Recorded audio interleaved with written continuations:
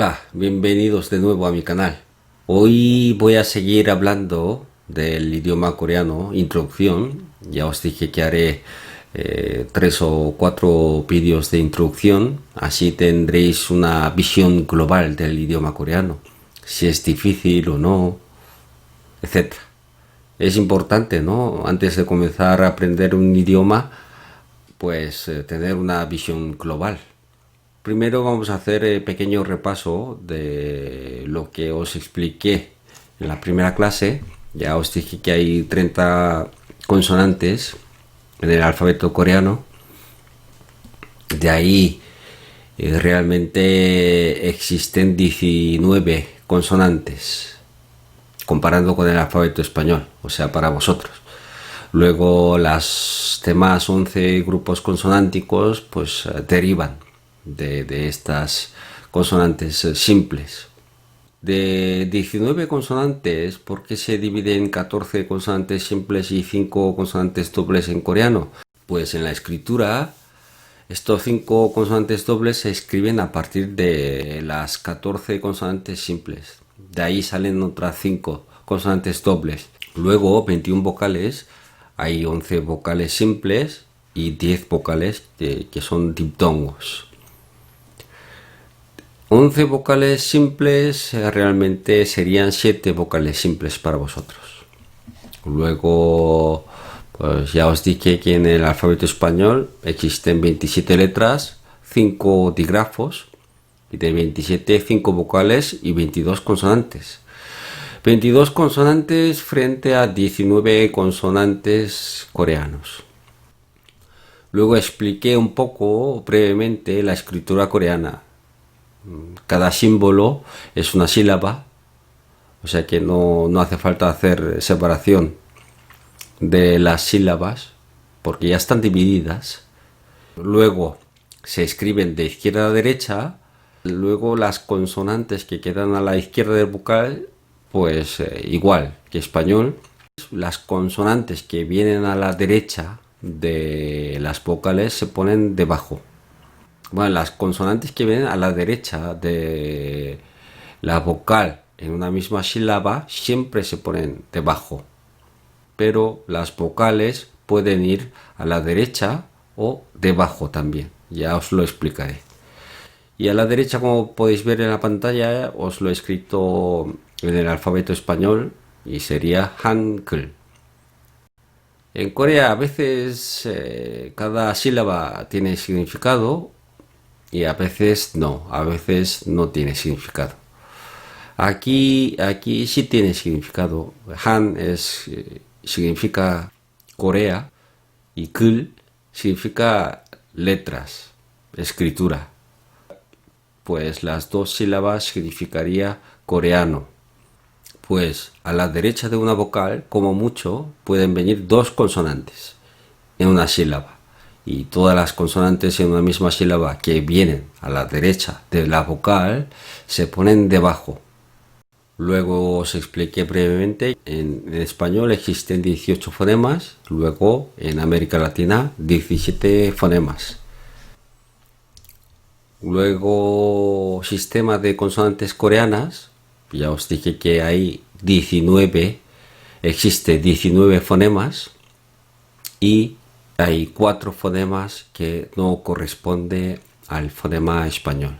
Evidentemente hay fonemas como R y la C no existe en Corea.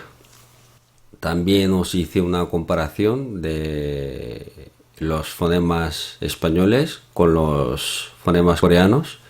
Hay 5 fonemas que son iguales, que son P, T, K, CH y M, que suena exactamente igual en Corea. Los otros fonemas se difieren un poco. R, ya os dije que no existe, y la Z y la C tampoco existe. Y hay otros fonemas que no existen en español, que los tenéis que aprender. Luego os expliqué un poco la estructura de una oración simple coreana, comparando con una oración española. Ya os dije que tenéis que cambiar el chip que es el cambiar el orden de la habla, y os expliqué con estos ejemplos. Hoy os voy a hablar un poco de la preposición y los artículos. Primero, en Corea no existe preposición. Preposición en Corea es posposición. Ante, cabe, con, contra, de, desde, en, entre, bla, bla, bla, bla. Estas preposiciones en Corea es posposición. ¿Qué significa? Se escribe detrás del nombre. Luego se escribe pegado al que precede y no separado. Pues os lo explico con un ejemplo. La estructura español sería sujeto más verbo o más complemento circunstancial. Un ejemplo, yo como en casa. Pues como podéis ver, en, la preposición en se pone delante de la casa, de la palabra casa, luego separado. Por eso es pre, va precedido del nombre. En cambio, la estructura coreana sería yo casa en como. Luego la preposición en pegado al nombre casa. La estructura sería sujeto más partícula. Ya os dije que sujeto siempre lleva una partícula designado solo para los sujetos. Luego complemento circunstancial más posposición. Significa lo mismo que en, pero se pone detrás del nombre que acompaña, detrás del nombre a que se refiere, luego pegado a esa palabra, no separado, más el verbo. Ya os dije que el verbo en Corea siempre se pone al final. En coreano sería 나는 집에서 먹어.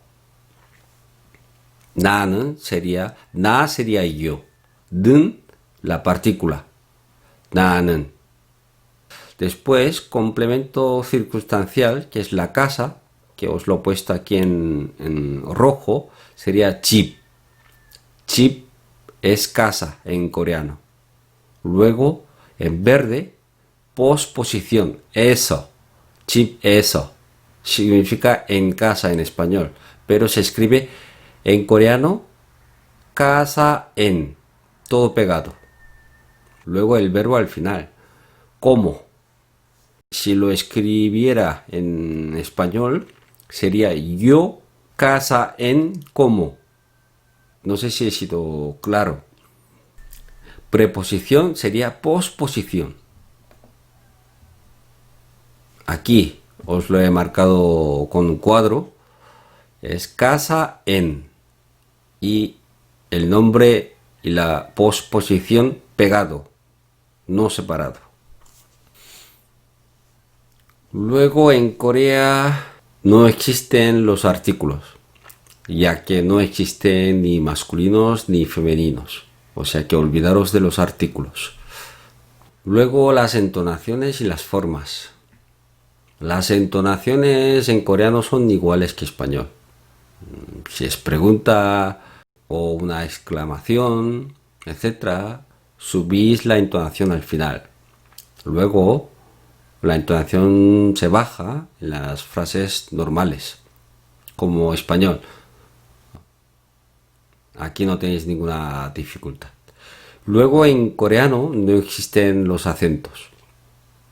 O sea que olvidaros de agudo, llano, esdrújula. No existen los acentos.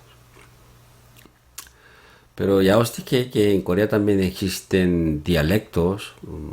Según la zona se difiere un poco las entonaciones. Pero no ponen acentos. Es forma de hablar.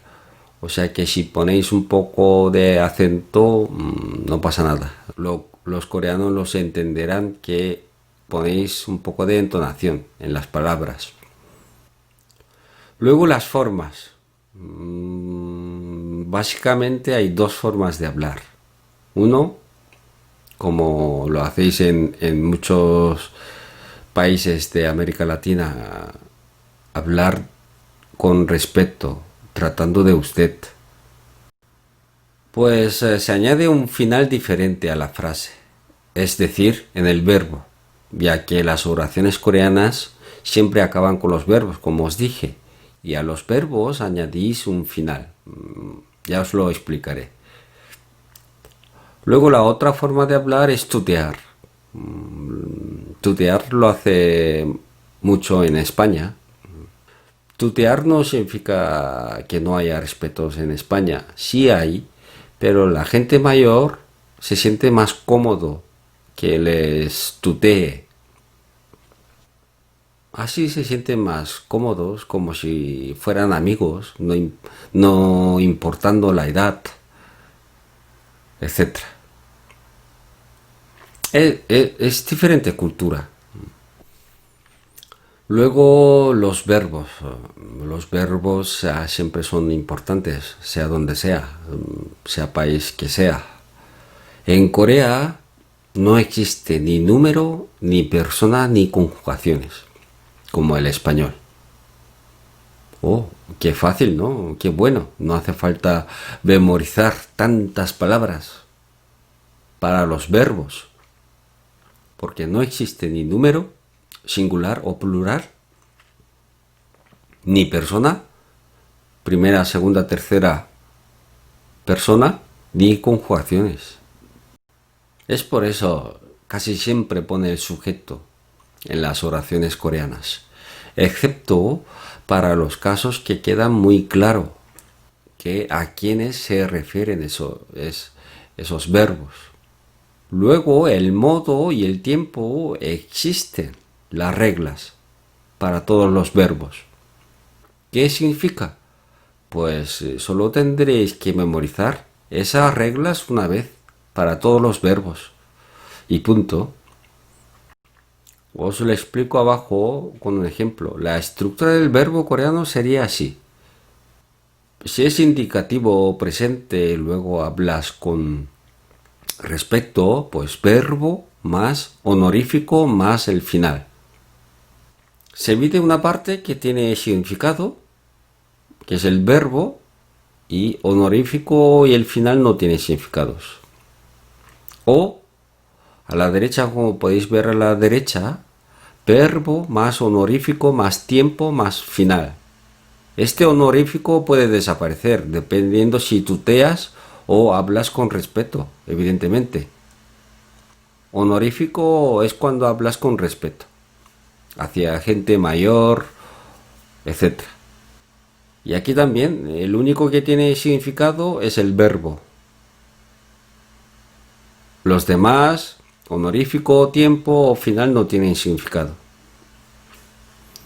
Os he puesto un ejemplo. Por ejemplo, el verbo comer para hablar el pasado en coreano sería bok.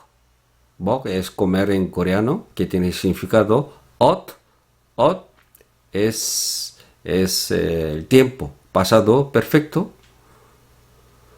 Luego hoyo es el final. Todo esto significa he comido, pero como podéis ver sirve para todos los números y para todas las personas. Solo tenéis que memorizar esto, que los podéis utilizar para otros verbos. Solo tenéis que memorizar estas reglas. Aquí os he puesto comer, pero podría ser otro verbo. Luego, pues para el pasado perfecto al final, usando lo mismo. Mismo tiempo, mismo final, misma forma. En breve os subiré un vídeo que estoy haciendo que se titulará La mentalidad que habéis de tener a la hora de estudiar un idioma nuevo. Para que vosotros mismos podáis encontrar un método, una manera eficaz de aprender un idioma nuevo. pero ya sabéis que todo idioma nuevo siempre existen ciertas dificultades, luego paciencia, pero teniendo una meta siempre hay varios caminos para llegar a esa meta. Hay varios caminos, pero no existe camino corto. Pero existen caminos más largos que has de dar más vueltas para llegar a la misma meta. Es dependiendo qué profesor encontréis. Y si alguien quiere complicar un idioma, pueden complicar sin límite. Pero lo que nosotros queremos es ser eficaces, aprender lo necesario para poder hablar con fluidez. No hace falta ser doctor en ese idioma. Bueno, pues esto es todo por hoy. Os veo en el siguiente vídeo. Venga, cuidaros mucho. Adiós.